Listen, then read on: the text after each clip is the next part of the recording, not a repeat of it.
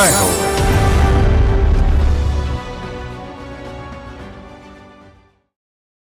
నమస్కారం. సామాన్యుల అసమాన విజయగీతిక ఈటీవీ జయహోకు స్వాగతం. పెరుగుతున్న పెట్టుబడి వ్యయం, దిగుబడి తగ్గుతున్న నేపథ్యం, పండించిన పంటకు సరైన ధర లభించని దైన్యం, కర్షకుల్లో సేద్యంపై నైరాస్యం, సాగుపై నానాటికి యువతలో వైముఖ్యం. రైతు పంచాంగం కాదు ఇది, దశాబ్దాల దుస్థితి. ఈ పరిస్థితిని మార్చేందుకు లాభసాటి సేద్యం దిశగా రైతాంగాన్ని సమాయత్తం చేస్తున్నారు సంగారెడ్డి జిల్లాలో ఓ యువ వ్యవసాయ అధికారి. ఇక దేశ రాజధాని ఢిల్లీ సమీపాన నోయిడా ప్రభుత్వ ఆసుపత్రిలో పేద రోగుల ఆకలి బాధ తీరుస్తున్నారు మానవతామూర్తి విదిత్ శర్మ. విభిన్న స్ఫూర్తి కథనాల సమాహారం జై హో మీకోసం. జై హో.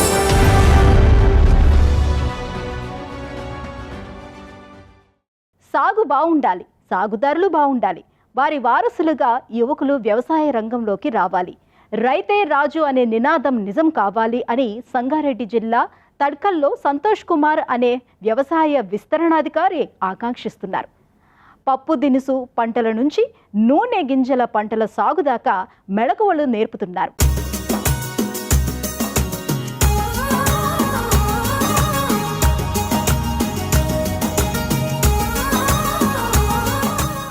దక్కన్ పీఠభూమి, ఉమ్మడి మెదక్ జిల్లా, నేటి సంగారెడ్డి జిల్లా, మెతుకుసీమగా ప్రసిద్ధమైన ఈ ప్రాంతంలో రైతులకు పరంపరగా అందే సేద్య పరిజ్ఞానంతో క్రమంగా లంకె తెగిపోయింది. సాగు పెట్టుబడి వ్యయం పెరుగుతోంది, పంటల దిగుబడేమో తగ్గిపోతోంది.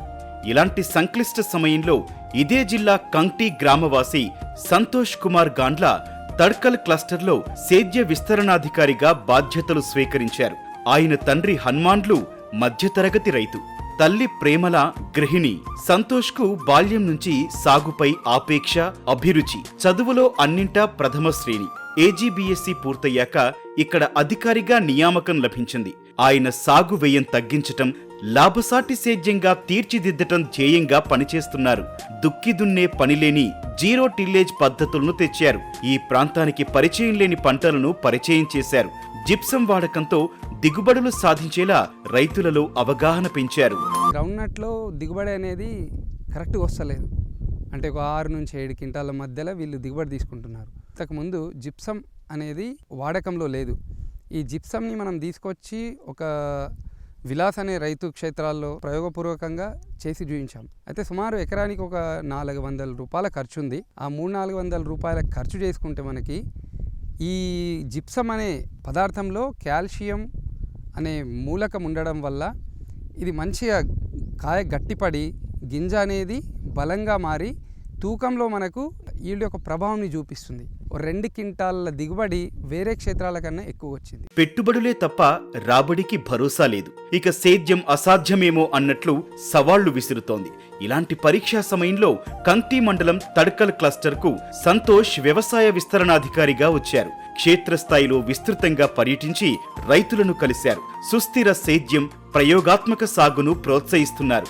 తెలంగాణ ప్రభుత్వ వ్యవసాయ విధానాల అమలుకు తన వంతు కృషి సాగిస్తూ సంతోష్ కర్షకుల జీవనోపాధిని మెరుగుపరిచారు. అంటే బెంగాల్ గ్రామ్, రెడ్ గ్రామ్ అనే పంటలు అంటే శనగ మరియు కంది పప్పు దినుసు పంటలు ఇవి. మనకు రెడ్ గ్రామ్ వచ్చేసరికి ఖరీఫ్ సీజన్లో సాగు చేసుకుంటారు. శనగ పంట వచ్చేసరికి మనం రబ్బీ సీజన్లో యాసంగి కాలంలో మళ్ళీ విత్తుకుంటారు. అయితే మనకు రబ్బీ సీజన్లో వచ్చేసరికి ఈ బెంగాల్ గ్రామ్ పంటకి విపరీతమైన వడల తెగులు వచ్చేవి ఇంతకు మొదలు నేను రాకముందు. అయితే నేను ఏం చేసిన అంటే వీళ్ళకి సజెషన్, ట్రైకోడర్మా విరిడి అనే ఒక మనకు బయో కల్చర్ ఉంది. ఆ పౌడర్ని తీసుకొచ్చి ఆ విత్తనాలకి మనం ట్రైకోడర్మా సీడ్ ట్రీట్మెంట్ చేయడం వల్ల శనగ విత్తనాలకు వడల తెగుళ్లను సమర్థవంతంగా మనం నివారించవచ్చు. తెలంగాణలో ఓ మధ్యతరగతి రైతు కుటుంబంలో పెరిగిన సంతోష్కి రైతాంగ సమస్యలపై సానుభూతిని పెంచింది. పొరుగు రైతు కుటుంబాల పరిస్థితి, ఉనికి కోసం వారు పోరాడుతోన్న తీరు తన కార్యాచరణకు ప్రేరణనిచ్చాయి. ఎన్ని సవాళ్లు శివాలు వేసినా రైతులు నమ్మిన పొలాల్ని వదులుకోరాదని, సేద్యానికి దూరం కారాదని సంతోష్ దృఢంగా భావిస్తున్నారు. స్వీయ ఆవిష్కరణలు, వినూత్న విధానాలతో వారి శ్రేయస్సుకు పనిచేస్తున్నారు.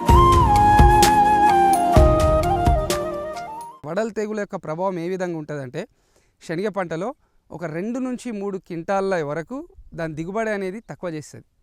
అందుకొరకు ఈ వడల తెగుళ్ళ నివారణ కొరకు మనం ముందే అంటే క్యాంపెయిన్ విధంగా ట్రైనింగ్ మీటింగ్లు పెట్టి ఫార్మర్స్కి మనం ఈ అలవాటు చేసినాం. ఖరీఫ్లో వచ్చేసరికి రెడ్ గ్రామ్ పంటకు కూడా సేమ్ ఈ శిలీంధ్రం నుంచి వచ్చే వ్యాధి కాబట్టి ఆ ట్రైకోడర్మా విరిడి అనేది ఆ పంటకు కూడా పెట్టడం వల్ల దానికి ఆ తెగుళ్ళ నుంచి వీళ్ళు సమర్థవంతంగా నివారించుకున్నారు. యాసంగి తరుణంలో బాబుల్గావ్లో సేద్యంలో ప్రయోగాలను ప్రోత్సహించారు. అదే సంతోష్ కెరియర్లో మేలిమలుపుగా మారింది. గుర్తింపు లభించింది. వేరుశెనగ సాగుకు జిప్సం ఎరువును వాడటంతో ఎకరాకి 8 నుంచి 10 క్వింటాళ్ల మేర దిగుబడి పెరిగింది. ఈ ప్రయోగం విజయవంతం కావటం అక్కడ మిగిలిన రైతులకు ప్రేరణనిచ్చింది. 2022 కన్నా ముందు వేస్తుంటాం, కానీ ఇదే డిఏపి, పొటాస్, యూరియా అలాంటివి వేస్తుంటేమి ఎక్కడికి ఒక 50 కిలో 60 కిలో విత్తనం వేస్తే 5-6 కుంటలు వస్తుండే. అదే 2022 నుంచి మా ఊరికి సంతోష్ సార్ అగ్రికల్చర్ ఆఫీసర్ నియమితుడు అయినప్పటి నుంచి వాళ్ళు ఒక సంవత్సరం చూసారు, అరే మీకు ఈ పంట ఎందుకు దిగుబడి వస్తలేదు అని ఆలోచన, మీరు ఏమేమి మందులు వేస్తామంటే మేము చెప్పినాం సార్ పొటాష్ వేస్తాం, డిఏపి వేస్తాం, బీసీబీస్ వేస్తాం, ఇట్లాంటివి వేస్తామంటే వాళ్ళు అన్నారు దానికన్నా బెటరు చాలా మంచి ఎరువు లెక్క ఉంటుంది అదే జిప్సం అనేది. ఈ జిప్సం వేయడం వల్ల కంపల్సరీ మీకు పెట్టుబడి తగ్గి దిగుబడి అనేది పెరుగుతుందని చెప్పాడు. చదువుకొని ఆర్జించిన పరిజ్ఞానం, క్షేత్రస్థాయి జ్ఞానం, అనుభవంతో రైతాంగ సమస్యలపై సంతోష్కి ఆచరణాత్మక అవగాహన పెరిగింది. వాస్తవిక పరిష్కారాలను చూపింది. వారితో నిరంతరం మమేకమై ఉండటంతో సేద్యంపై అభిరుచి మరింతగా పెరిగింది. ఎన్ని ఆటంకాలు, ప్రతికూలతలు ఎదురైనా ఆధునిక సాంకేతికతతో స్వయంగా సాయం చేస్తూ కర్షకులను మరింత శక్తివంతంగా తీర్చేందుకు యత్నిస్తున్నారు.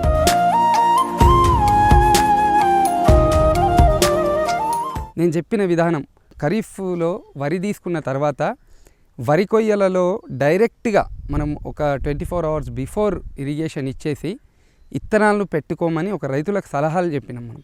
అంటే ఏమవుతుందంటే వరి, మొక్కజొన్న, సన్ఫ్లవర్ ఈ 6 తడి పంటల్లో కాస్ట్ ఆఫ్ కల్టివేషన్ ఎక్కువ అవుతుంది. దేనికి అవుతుందంటే దుక్కి దున్నడానికి. ఈ దుక్కి దున్నడం అనేది కంప్లీట్గా మనం అవాయిడ్ చేసి జీరో టిల్లేజ్ టెక్నాలజీలో మనము ఈ 6 తడి పంటల్ని మనము సోయింగ్ చేపిద్దాం అనుకొని ఇక్కడ మనం ప్రయోగం చేసినాము. ఇప్పుడు ఈ సక్సెస్ఫుల్ విజయవంతంగా ఈ తడకల్ క్షేత్రంలో నాకు అనిపిస్తుంది. ఈరోజు సంతోష్ పంటల మార్పిడిని ప్రోత్సహించారు. ఇందులో భాగంగా వెల్లుల్లి, నువ్వులు, పొద్దుతిరుగుడు లాంటి విలువైన పంటలను ఇక్కడి వారికి పరిచయం చేశారు.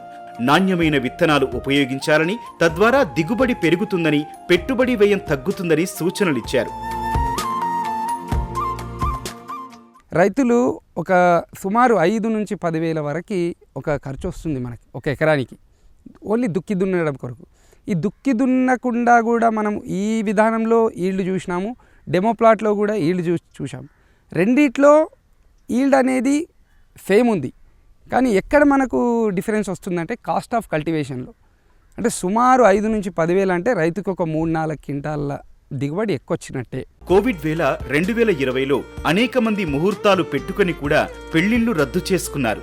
కానీ సంతోష్ ముందుగా నిశ్చయించినట్లే శిరీషను జీవిత భాగస్వామిని చేసుకున్నారు. పెళ్లి ఖర్చులుగా దాచుకున్న 2 లక్షల రూపాయలను కోవిడ్ నిరోధానికి గాను ముఖ్యమంత్రి సహాయ నిధికి విరాళంగా ఇచ్చారు. 2020 సంవత్సరంలో కోవిడ్ పాండమిక్ వల్ల అందరూ వివాహాలను నిశ్చయించుకొని రద్దు చేసుకున్నారు. కానీ అలా కాకుండా నా వివాహం కోసం దాచుకున్న ఏదైతే 2 లక్షల రూపాయలు ఉన్నాయో, నేను కోవిడ్ బాధితులకు నా వంతు సాయంగా నా 2 లక్షల రూపాయలని సీఎం రిలీఫ్ ఫండ్కి మనము డొనేట్ చేయడం జరిగింది. జీవ శిలీంద్ర సంహారిణి ట్రైకోడెర్మా విరైడ్ వాడకంతో మంచి శనగ విత్తనాలను శుద్ధి చేయడంతో ఫలితాన్నిచ్చింది. రైతే రాజు అంటారు, జై జవాన్ జై కిసాన్. కానీ పరిస్థితి నిజానికి అలా లేదు. ఈ పరిస్థితి మారాలంటే యువత అనేది వ్యవసాయం వైపు మొగ్గు చూపాలి. వ్యవసాయంలో ఉన్న ఇన్నోవేటివ్స్ ఏవైతే ఉన్నాయో టెక్నిక్స్ రైతులకి చేరవేయాలి. సంతోష్ తాను నేర్చిన జ్ఞానంతో రైతన్నలకు మార్గదర్శనం చేస్తున్నారు. యువతరానికి స్ఫూర్తిగా, కర్షక శ్రేయం ధ్యేయంగా సామాజిక బాధ్యతతో పనిచేస్తున్నారు. దేశ రాజధాని ఢిల్లీ శివార్లలో నోయిడా, అక్కడ ప్రభుత్వ ఆసుపత్రి ఎదుట నిత్యము బారులు తీరే పేద రోగులు. మధ్యాహ్న భోజన వేళ వారి దురవస్థ చెప్పలేనివి కాదు. వారి దయనీయ పరిస్థితి అటుగా నిత్యం వెళ్తుండే ఓ ఉద్యోగి విదిత్ శర్మను కదిలించింది.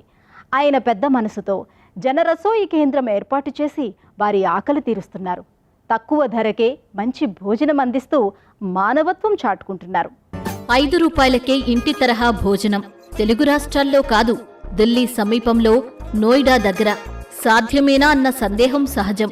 కానీ అసాధ్యాన్ని సుసాధ్యం చేసిన వ్యక్తి, ఆ మానవతా పరిమళం పేరు విదిత్ శర్మ. నోయిడాలో నివసించే శర్మ ఓ ప్రైవేటు ఉద్యోగి.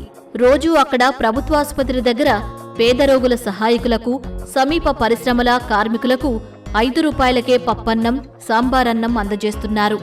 వారు ఈ భోజన వసతిని గౌరవప్రదంగా భావించి స్వీకరించేలా ఈ ధరను నిర్ణయించారు. जन रसोई का फाउंडर हूँ।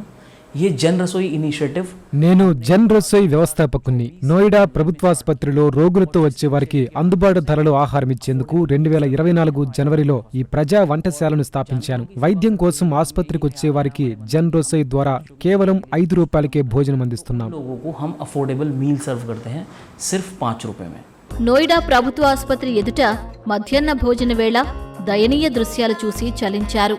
ప్రియమైన ఆత్మీయులతో వచ్చేవారి సహాయకులు, బంధువులు ఖర్చులతో సతమతమవుతున్నారు. భోజనం చేయకుండా తమ ఆరోగ్యాన్ని నిర్లక్ష్యం చేయటాన్ని విదిత్ శర్మ గమనించారు. తగిన పరిష్కారం కోసం అన్వేషించారు. इस इनिशिएटिव के माध्यम से हम रेगुलर खाना అవసరమైన వారికి రుచి, శుచి, ఆరోగ్యకరమైన భోజనం అందించడం మా లక్ష్యం. ఇప్పుడు సోమవారం నుంచి శనివారం వరకు నిర్వహిస్తున్నాం. ఆసుపత్రిలో ఆదివారం అవుట్ పేషెంట్లు ఉండరు. అందువల్ల ఈ ఆహార సరఫరా కేంద్రాన్ని మూసివేస్తాం. ఆ రోజు జనం తగ్గిపోతారు. మేము ఈ ఆసుపత్రిని ఎంచుకోవటానికి కారణం ఉంది. ఆర్థికంగా వెనుకబడిన వర్గాల వారికి ఇలాంటి సాయం ఎంతో అవసరం. వారి జీవితాల్లో ఒక మార్పు తేవటానికే మా ఈ చిరు ప్రయత్నం. आते हैं जो इकोनॉमिकली बहुत वीकर सेक्शन से आते हैं, उन लोगों की जिंदगी में एक छोटा सा बदलाव लाने की।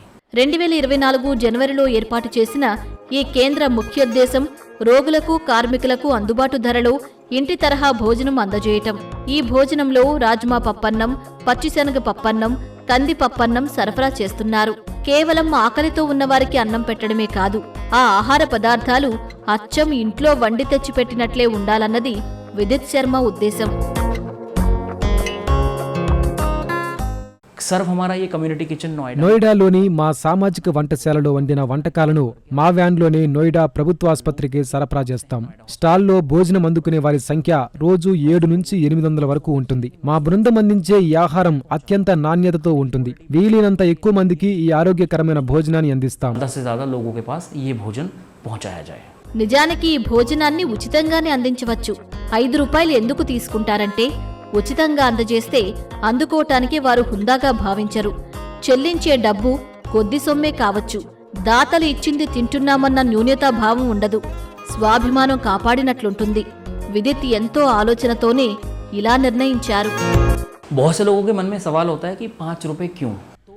చాలా మంది ఈ 5 రూపాయలు మాత్రం మీరెందుకు వసూలు చేస్తారని ఎందరో అడుగుతున్నారు. ప్రారంభ కాలంలో అలాగే మేము ఉచితంగా సరఫరా చేశాం. ఉచితంగా ఇవ్వటం ఆహార వృధాకు దారితీసింది. 5 రూపాయల వసూలు వల్ల తీసుకునే వారికి ఉచితంగా తీసుకుంటున్నామన్న భావన ఉండదు. మాకు నిర్వహణ ఖర్చులు వస్తాయి. విన్ విన్ పద్ధతి అన్నమాట. एक डिग्निटी मेंटेन रहती है।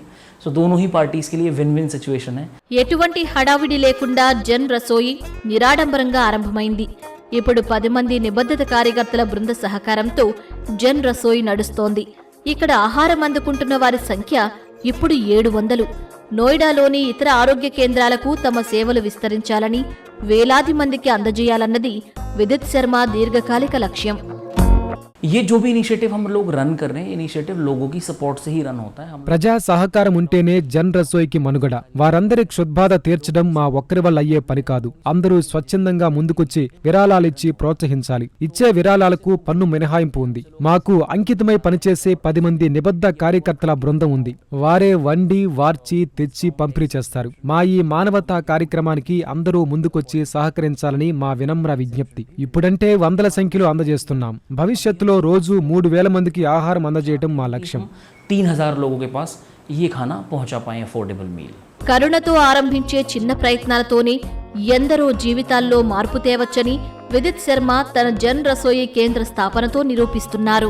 సంగారెడ్డి జిల్లాలో తడ్కల్ వ్యవసాయ అధికారి సంతోష్ కుమార్, ఢిల్లీ దగ్గర నోయిడాలో విదిత్ శర్మ ఉభయులు సామాన్యులు అసమాన కృషితో విజేతలై స్ఫూర్తినిస్తున్నారు.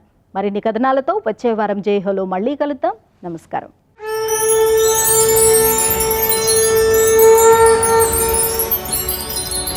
जय हो।